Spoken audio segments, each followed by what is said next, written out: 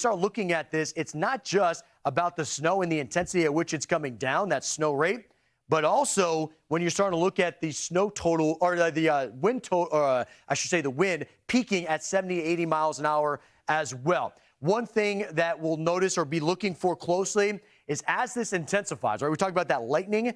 We're looking at bombogenesis. You'll see this. We've talked about it here on Fox Weather, a bomb cyclone.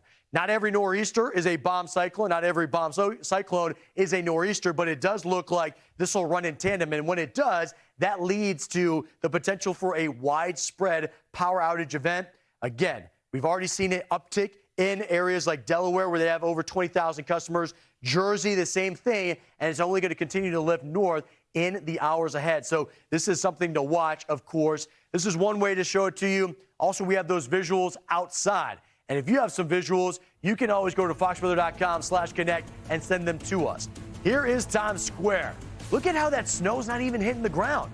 It's actually getting lifted and suspended in the air because of how intense the wind is.